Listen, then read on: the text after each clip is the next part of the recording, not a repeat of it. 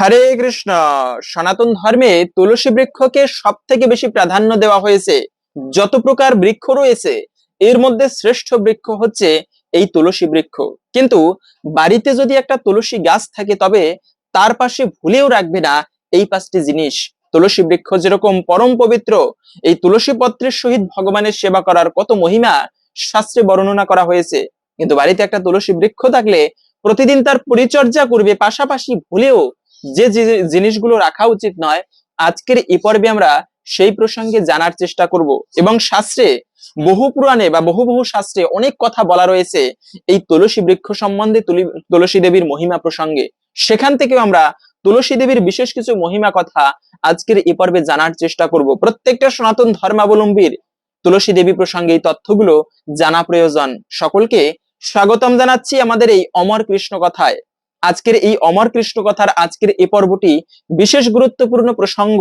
সকলকে বলবো কিছুক্ষণ সময় ধৈর্য ধরে একসঙ্গে থেকে আসুন আজকের এই গুরুত্বপূর্ণ তথ্যগুলো জেনে নেই। আশা করছি আজকের এই তথ্যগুলো আপনাকে অবশ্যই সমৃদ্ধ করবে। ভালো লেগে থাকলে অবশ্যই একটা লাইক করে কমেন্টে তুলসী দেবীর, তুলসী মহারানীর নামটি একবার হলেও লিখে যাবার অনুরোধ জানাচ্ছি। দেখেন, শ্রেষ্ঠ বৃক্ষ তুলসী মহারানী। বিভিন্ন প্রকার বৃক্ষ রয়েছে। বলা হচ্ছে এই যে শ্রাবণ মাস বা যে কোনো মাসে বৃক্ষরোপণ করা খুবই পুণ্যময় একটা কাজ। আমরা একজন অপরজনকে বিভিন্ন কিছু উপহার দেই, কিন্তু ভালো একটা ফলের বৃক্ষ, ভালো একটা ফুলের বৃক্ষ, এগুলো দান করা, রোপণ করার মাধ্যমেও কিন্তু বিশেষ পুণ্য লাভ হয় এবং এর মাধ্যমেও স্বর্গবাস হয়ে থাকে। এরকম শাস্ত্রে পাওয়া যায় বহুবিধ কাহিনী। তো তার মধ্যে রয়েছে বিশেষ কিছু উল্লেখযোগ্য বৃক্ষ বা বিশেষ গুরুত্বপূর্ণ বৃক্ষ সনাতন ধর্মের। যেমন অশ্বত্থ বৃক্ষ, বিল্ল বৃক্ষ মানে বেল বৃক্ষ, অপরাজিতা ফুলের গাছ, কদম্ব ফুলের গাছ, তারপরে ভগবানের সব থেকে প্রিয় গাছ ছিল তমাল বৃক্ষ। এরকম অনেক প্রকার বৃক্ষের কথা, বট বৃক্ষ উল্লেখ পাওয়া যায় শাস্ত্রে। কিন্তু তার মধ্যেও এরকম যত প্রকার গুরুত্বপূর্ণ সনাতন ধর্মের বৃক্ষ রয়েছে, সব থেকে শ্রেষ্ঠ বৃক্ষ হচ্ছে তুলসী বৃক্ষ। যে বাড়িতে তুলসী বৃক্ষ অবস্থান করে সেই বাড়িতে স্বয়ং ভগবান বিষ্ণু সহিত, লক্ষ্মী দেবী সহিত সমস্ত তীর্থগণ সেখানে অবস্থান করে। এটা আমার ব্যক্তিগত কোনো কথা নয়, ব্রহ্মবৈবর্ত পুরাণে বলা হয়েছে। যেখানে তুলসী দেবীর বন রয়েছে সেটাই বৃন্দাবন। কেন? তুলসী দেবীর একটা নাম হচ্ছে বৃন্দা দেবী। সেজন্য সাধারণ কোনো বৃক্ষ নয় তুলসী বৃক্ষ। প্রত্যেকটা সনাতন ধর্মাবলম্বীদের বাড়িতে একটা করে তুলসী বৃক্ষ অন্তত পক্ষে রাখা উচিত।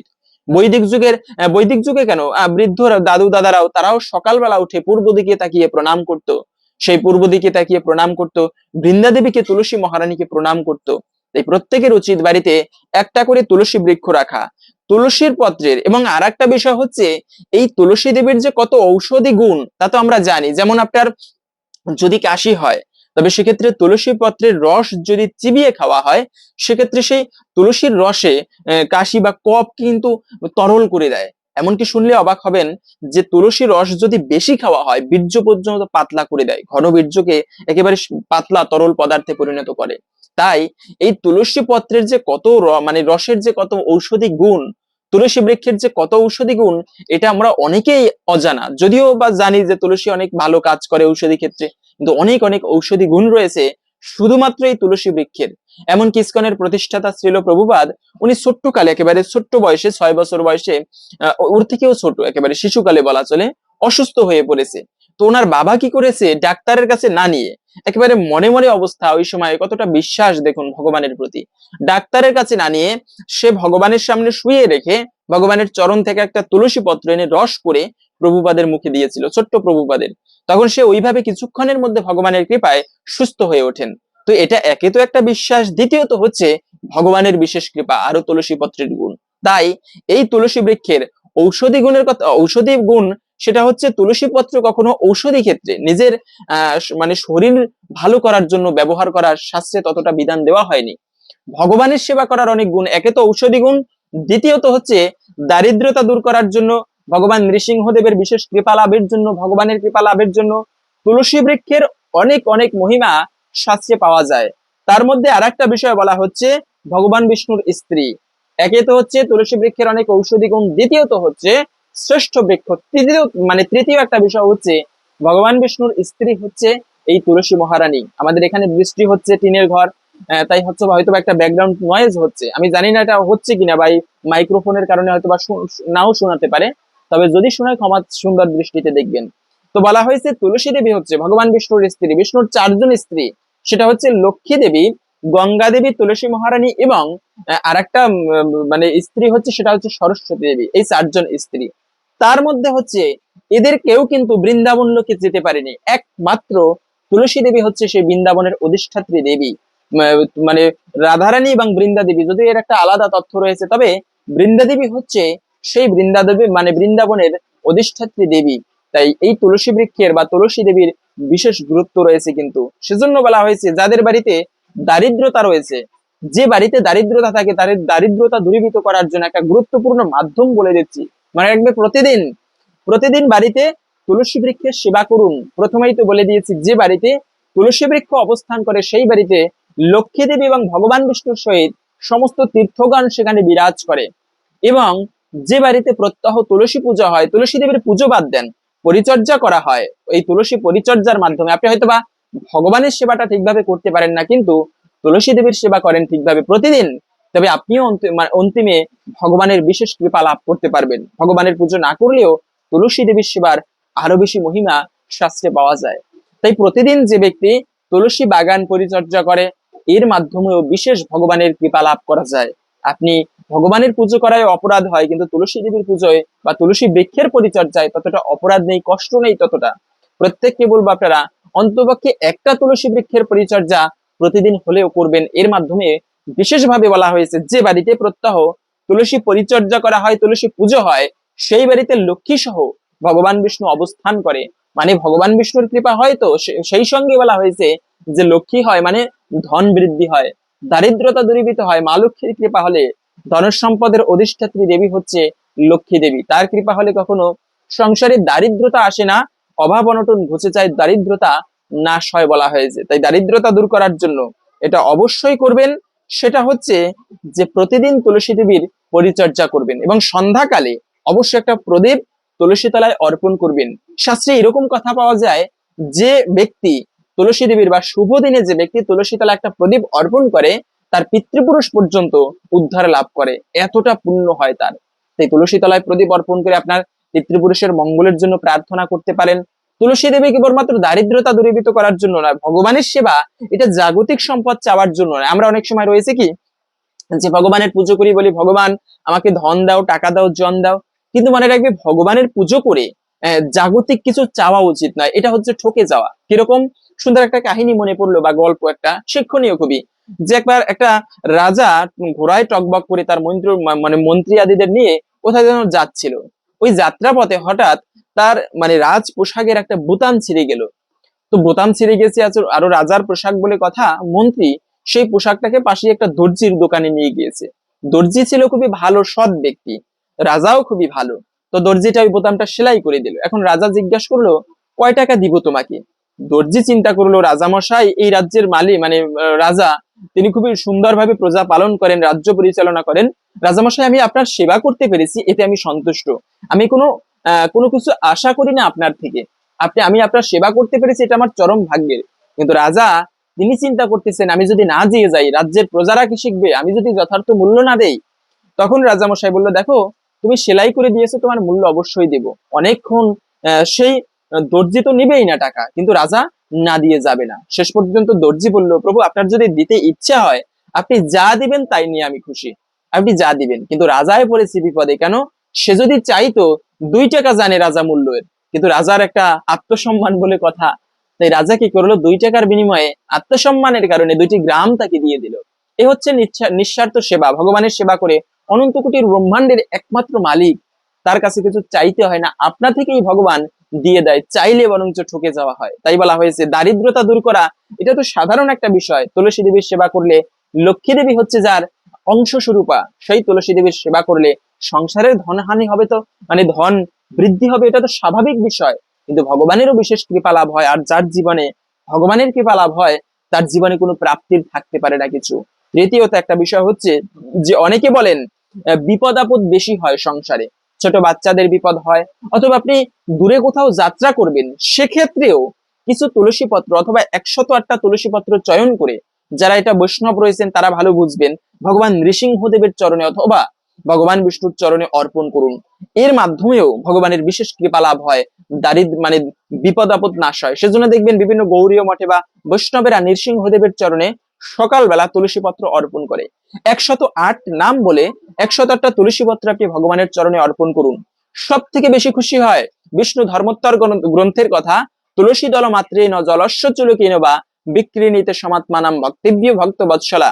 তুলসী দল সহিত মানে তুলসী পত্র সহিত যদি কোনো ব্যক্তি এক গণ্ডূষ জল মানে 1 কোষ জল ভগবান বিষ্ণুর চরণে অর্পণ করতে পারে, এতে ভগবান এতটা খুশি হয় যে তার এই দানের প্রতিদান স্বরূপ ভগবান কি দেবে সেটা ভাবতে না পেরে বিক্রিণীতে সমাত্মানাম, নিজেকেই বিক্রি করে দেয় সেই ভক্তের চরণে। বুঝতে পারেন, ভক্তের দাস হয়ে যায় এই এই খুশির কারণে ভগবান, যে আমাকে তুলসী পত্রের সহিত জল অর্পণ করেছে।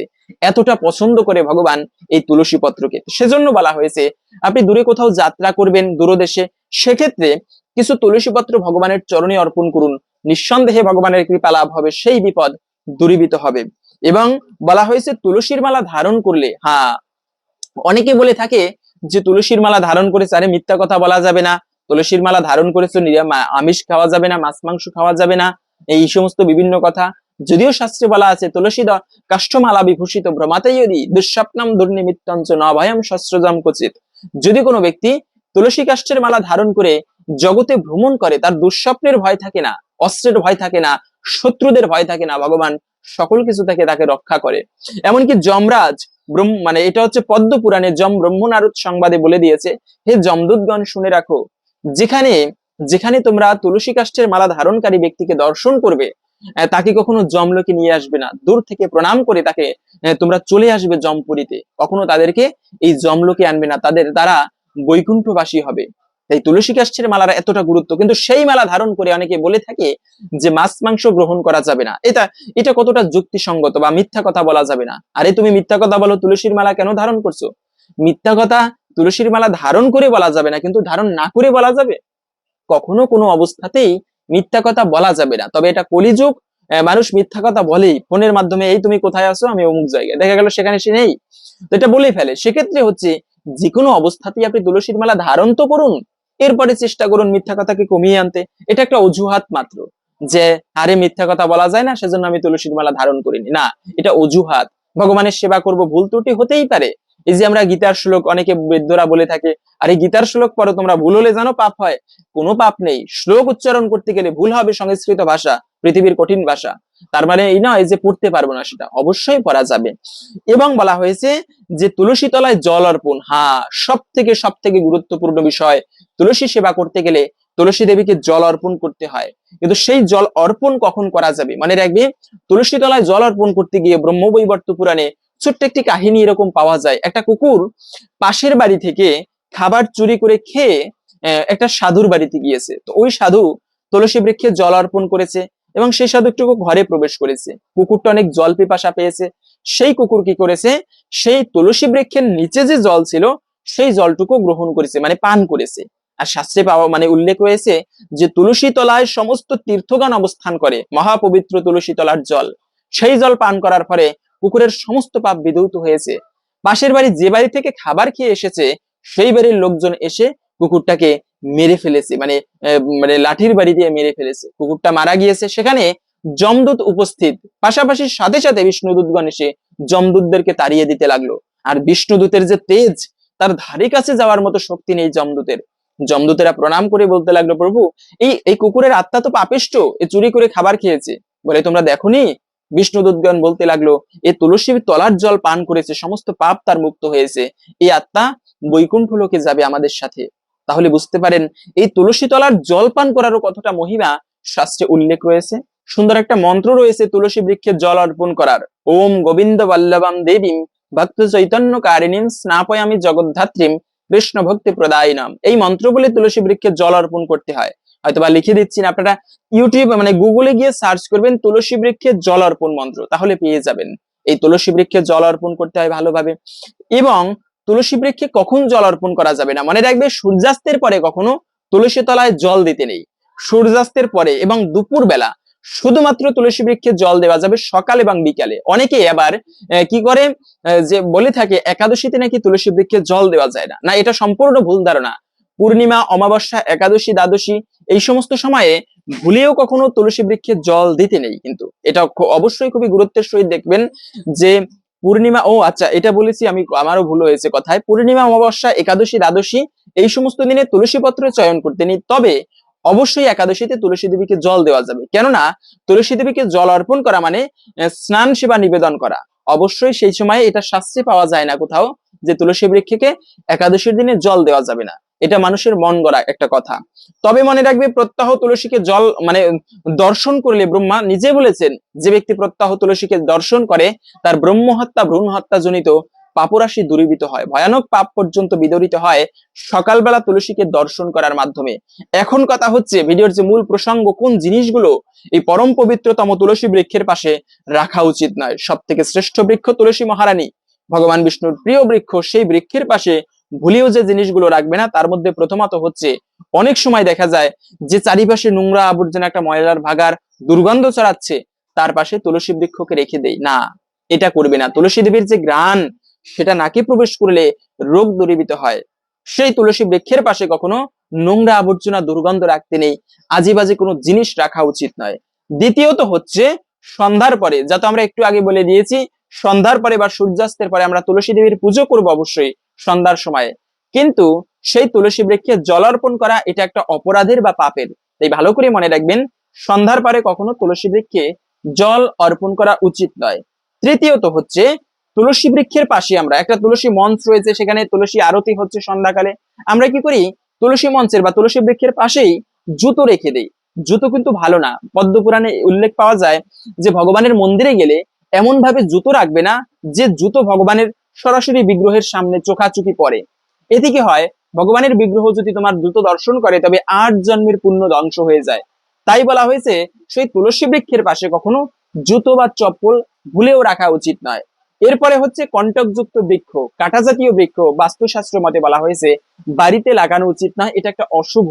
যদি একটা বাস্তবিক ক্ষেত্র বা বাস্তবিক কথায় যদি বলতে যাই, তবে কাঁটা যে কোনো সময় পায়ে পড়তে পারে, এটা ভালো নয়। তাই বলা হয়েছে, বিশেষ করে বাড়ির প্রধান দরজায় কণ্টকযুক্ত বৃক্ষ রাখা উচিত না, এটাকে অমঙ্গল বলা হয়েছে। সেই কাঁটা জাতীয় বৃক্ষ তুলসী বৃক্ষের পাশে রাখাকেও ভালো বলা হয়নি বা রাখা উচিত নয়। এবং সবশেষে হচ্ছে, অনেক সময় দেখা যায় ভুল করে আমরা খাবার খাই, সেই নোংরা জল বা উচ্ছিষ্ট জল তুলসী তলায় অর্পণ করি। মনে রাখবে, তুলসী বৃক্ষে জল অর্পণ করার বিশেষ মহিমা শাস্ত্রে পাওয়া যায়, খুবই পুণ্য হয় এতে। কিন্তু সেখানে ভুলেও ভুলেও কখনো অপবিত্র নোংরা জল তুলসী বৃক্ষের নিচে দেওয়া উচিত নয়, উচ্ছিষ্ট জল দেওয়া উচিত নয়, এতে শীঘ্রই সেই তুলসী বৃক্ষ মারা যায়। আর যে বাড়িতে অকারণে তুলসী বৃক্ষ মারা যায়, সেই বাড়ির কিন্তু অমঙ্গল হয়ে থাকে। হরে কৃষ্ণ।